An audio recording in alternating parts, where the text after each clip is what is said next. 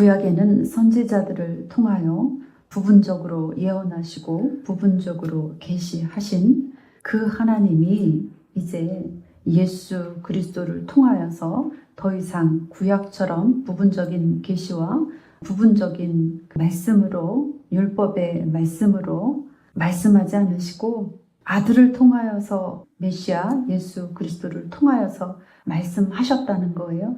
그것이 이 모든 날 마지막이라는 거예요.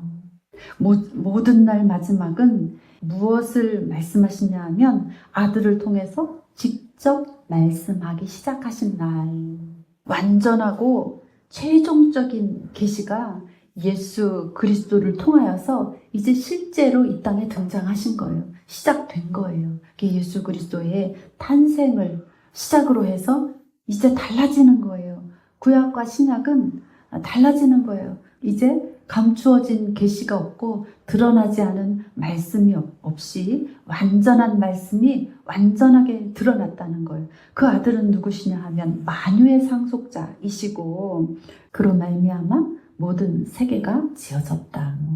이렇게 설명하는 거예요.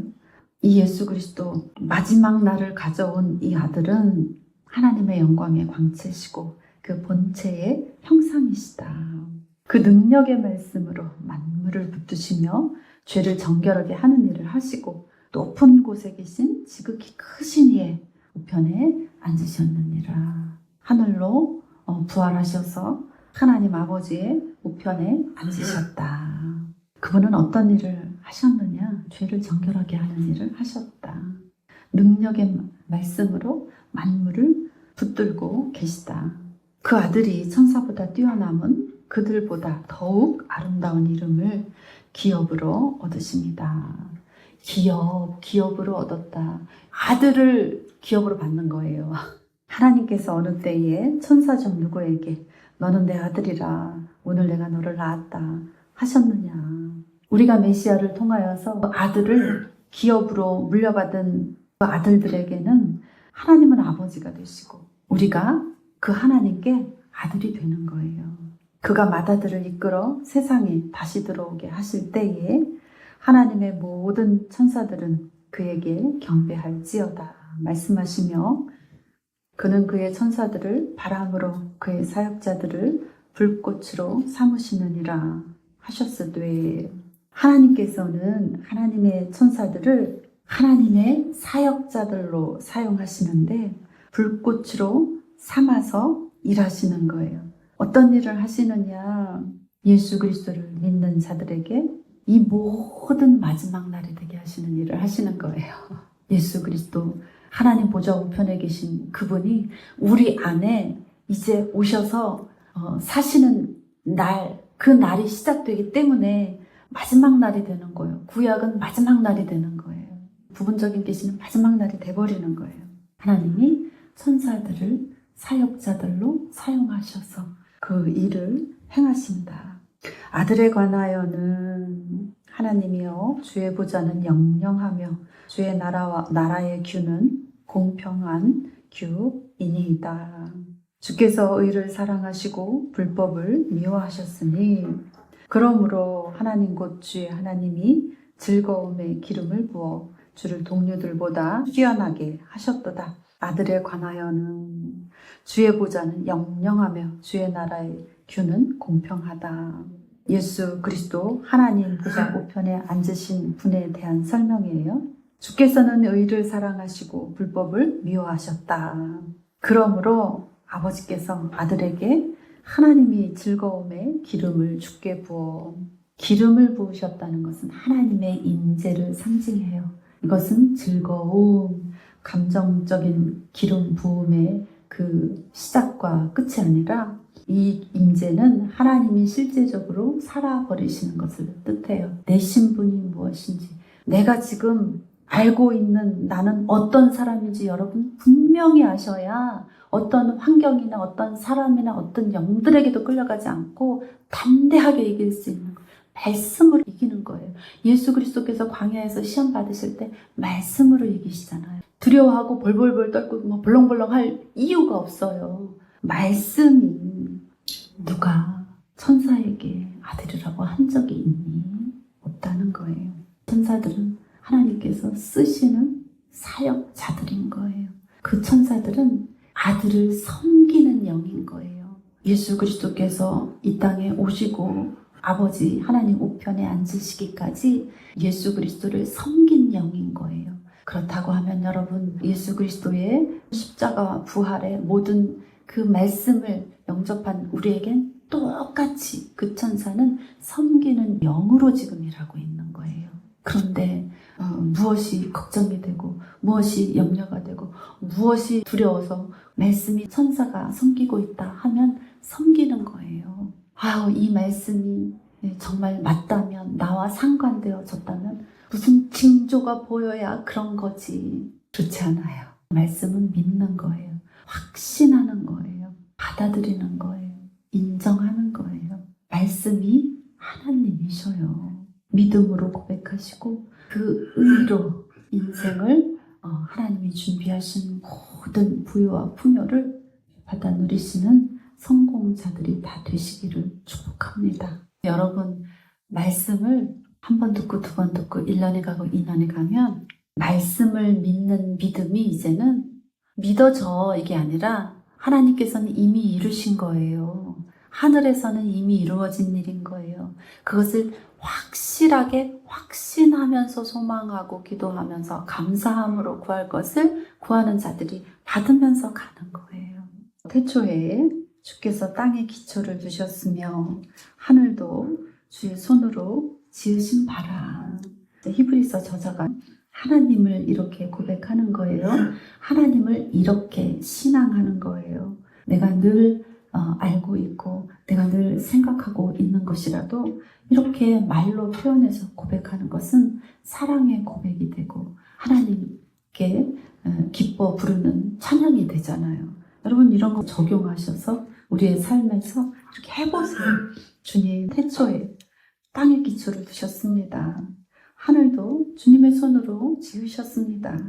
그러나 그것들은 멸망할 것이나 멸망한다, 이렇게 써 있으니까 땅의 기초와 하늘이 무너져 내리고 천지개벽이 일어나서 다 멸망이 되나 보다, 이렇게 생각하시는데 해석을 잘못하셨어요.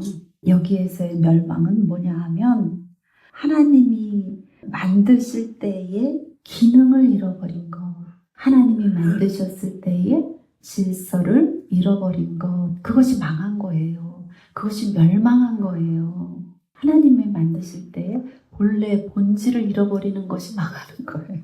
멸망하는 거예요.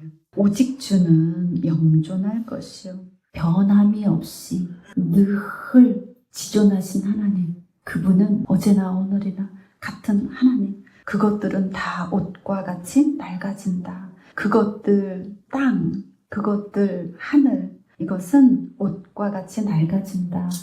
하나님께서 지으신 것은 낡아지는 거예요. 변하지 않는 게 없어. 그래서 갈아입어야 될 때가 오는 거야. 그러니까 하나님은 땅의 기초, 하늘, 이렇게 말했지만 이것은 히브리서 1장 1절의 본문을 그대로 가지고 오는 거예요. 낡아진다. 우리가 땅이라면 구약의 율법의 말씀은 하늘인 거예요. 그렇게 이해하셔야 돼요.